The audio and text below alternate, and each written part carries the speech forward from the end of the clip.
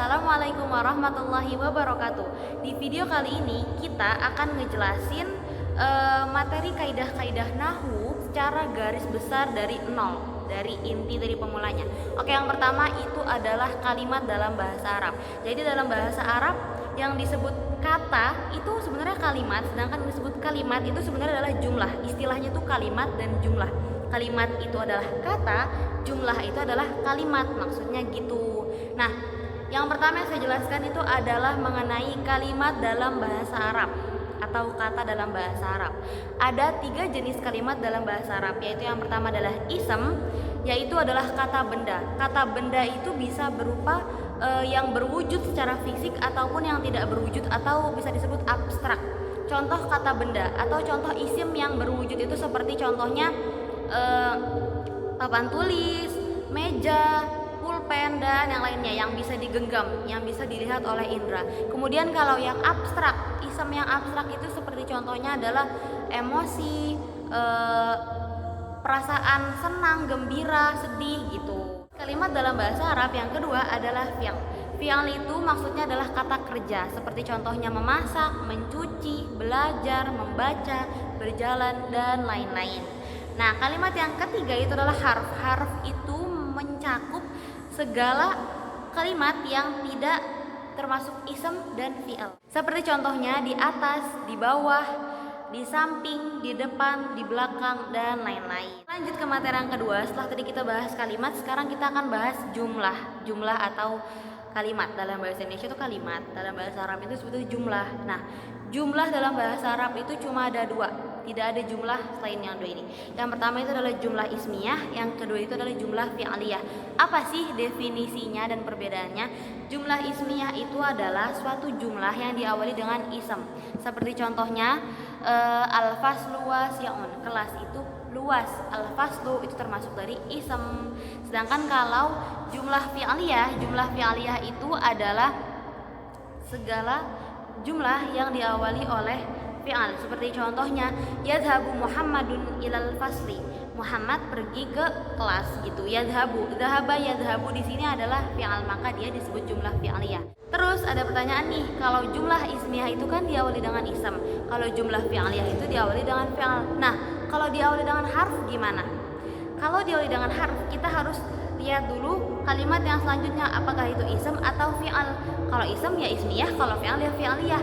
Jadi tidak ada yang namanya jumlah harfiah. Jumlah itu tetap cuma ismiyah dan fi'aliyah. Seperti contohnya jumlah ismiyah yang diawali dengan harf itu adalah fil fasli kitabun, yaitu di dalam kelas terdapat sebuah kitab.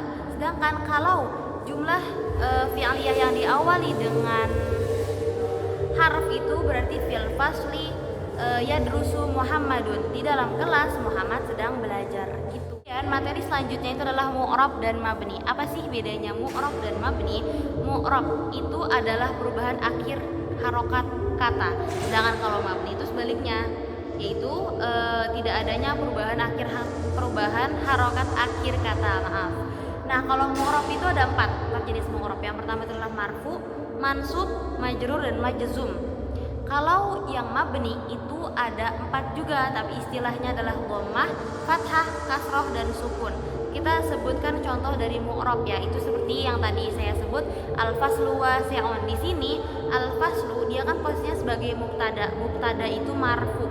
Marfunya dengan apa? Dengan dhammah, karena dia adalah isim mufrad. Yang nanti akan kita jelaskan di materi selanjutnya.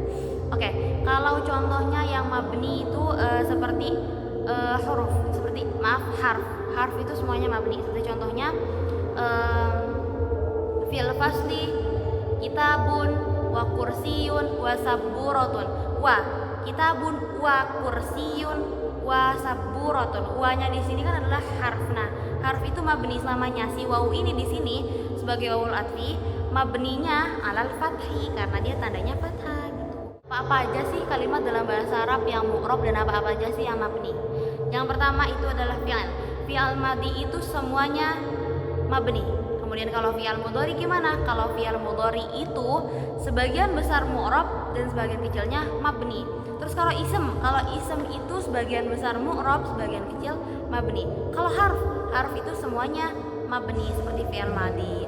Tapi kan tadi kan kalau yang isem tuh kan sebagian kecilnya ada yang mabni. Nah, apa aja sih sebagian kecil itu yang mabni itu dari isem? Itu ada 6 poin. Yang pertama itu adalah isim isyarah. Isim isyarah itu seperti hadza, hadihi, dalika, tilka dan lain-lain. Yang kedua itu adalah isim istifham. Isim istifham itu adalah man, mata, kaifa, limadza, madza dan lain-lain. Kemudian selanjutnya yang ketiga itu adalah isim mausul. Isim mausul itu adalah kata penghubung seperti alladzi, allati, alladina, allati dan kawan-kawannya. Kemudian yang keempat itu adalah isim domir. Isim domir itu seperti huwa humahum, hiya humahunna, anta antuma antum, anti antuma antunna, ana nahnu gitu. Dan domir-domir mutasil gitu, seperti ka, ki, hu, ha gitu. Selanjutnya setelah isim domir itu yang kelima ada isim syarat. Isim syarat itu apa sih? Ma, hatta, mahma, kaifa dan lain-lain dan kawan-kawannya. Dan yang terakhir yang keenam itu adalah sebagian dari dhorof gitu. Jadi sebagian dari dhorof dari isim dhorof itu ada yang mabni seperti contohnya munzu, haitsu, amsi, al-an, apalagi idza, idan gitu. Kita lanjut materi selanjutnya itu mengenai fa'il dan maf'ul. Fa'il itu artinya adalah pelaku atau subjek, sedangkan kalau maf'ul itu adalah objek atau benda yang dikenakan perbuatan. Fa'il itu i'rabnya selamanya marfu, sedangkan kalau maf'ul itu selamanya mansub. Nah, contohnya adalah akala Muhammadun al-khubza. Muhammadun di sini sebagai fa'il, al-khubza di sini sebagai maf'ul. Muhammadun marfu, al-khubza mansub gitu. Nah, ada 3 catatan penting di pada materi ini. Yang pertama itu adalah tentang bagaimana suatu kalimat dalam bahasa Arab bisa disebut sebagai fa'il, yaitu fa'il harus terletak setelah fi'il, jangan sebelum fi'il. Karena kalau sebelum fi'il itu jadinya akan jadi jumlah ismiyah, karena fa'il itu kan berupa ism. Nah, sedangkan jumlah dalam bahasa Arab yang diawali dengan ism itu kan jumlah ismiyah. Jadi posisi dia adalah sebagai mubtada kalau dalam jumlah ismiyah. Nah, untuk disebut sebagai fa'il maka dia harus setelah fi'il. Seperti contohnya tadi akala Muhammadun al-khubza. Lain kalau jadinya Muhammadun akala al-khubza. Itu malah jadinya jumlah ismiyah, bukan lagi jumlah fi'liyah, dan posisi Muhammadun bukan lagi fa'il melainkan mubtada. Oke, selanjutnya catatan kedua itu adalah fa'il memang harus terletak setelah fi'il, tapi tidak harus tepat setelah fi'il. Jadi boleh maf'ulnya dulu baru fa'ilnya. Seperti contohnya akala al-khubza Muhammadun. Jadi tergantung harokatnya yang kita baca nanti gitu kan. Karena di sini al-khubza adalah fathah mansub, itu berarti dia adalah maf'ul, sedangkan Muhammadunnya sebagai fa'ilnya karena dia marfu gitu. Kemudian catatan yang ketiga itu adalah dalam satu jumlah fi'liyah, dalam satu fa'il tidak cuma bisa memiliki satu maf'ul, tapi bisa memiliki 2 bahkan 3 maf'ul. Contoh yang memiliki satu maf'ul itu seperti tadi akala Muhammadun al-khubza, sedangkan contoh yang memiliki 2 maf'ul itu adalah a'taituki al-fulusa. Saya memberikanmu, ki di sini sebagai maf'ul pertama, al-fulusa uang. Al-fulusa di sini sebagai maf'ul yang kedua. Kemudian kalau contohnya yang memiliki 3 maf'ulun bih itu adalah akhbartu Maryama al-masjida, jadi dan saya telah mengabarkan Maryam sebagai maf'ul pertama, al-masjida sebagai maf'ul kedua, jadi dan sebagai maf'ul ketiga. Nah, untuk bisa bikin suatu jumlah fi'li yang memiliki 3 maf'ul itu ada 3 syarat. Yang pertama itu adalah maf'ul yang pertama berupa isim alam atau isim dhamir, seperti dari tadi saya membuat Maryama isim alam.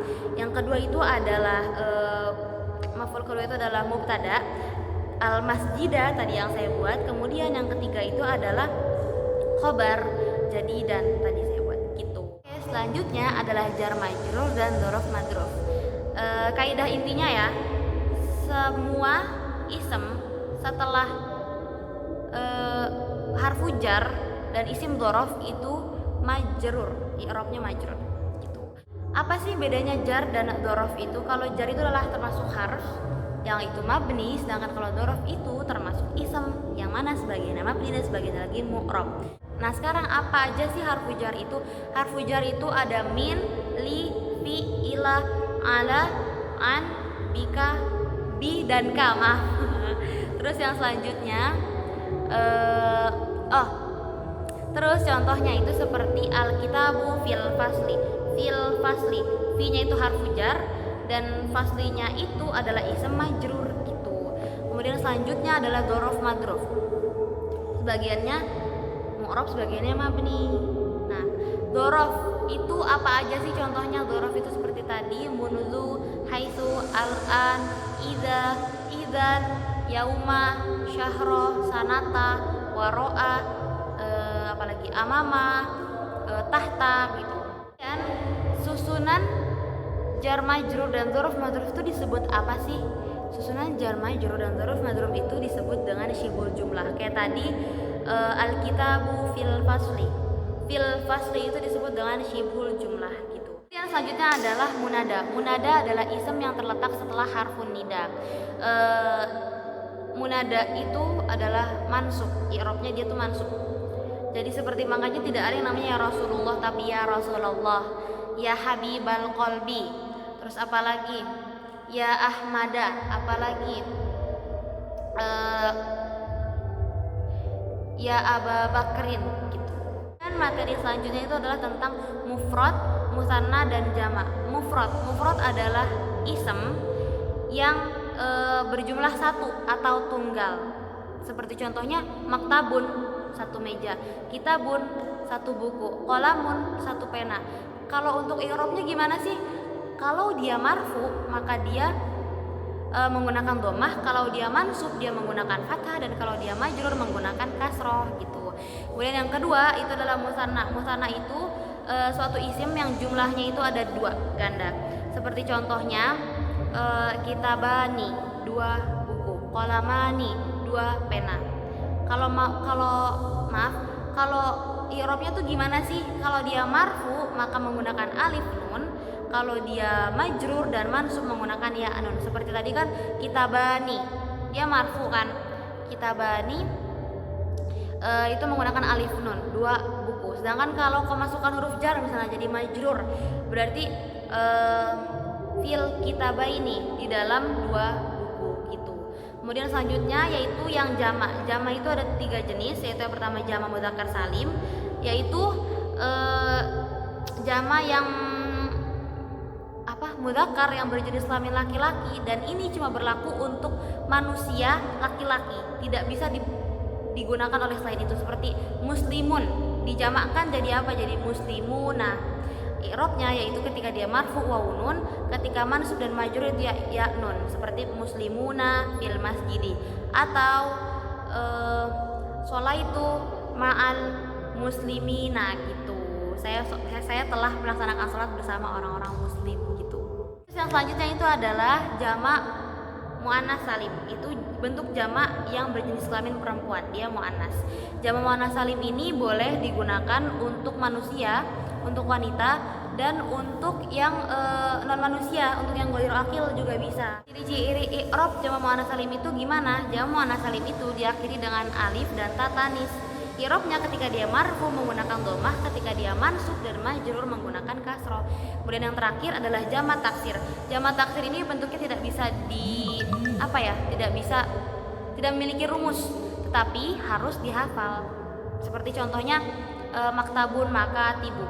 Kurang lebihnya mohon maaf. Wassalamualaikum warahmatullahi wabarakatuh.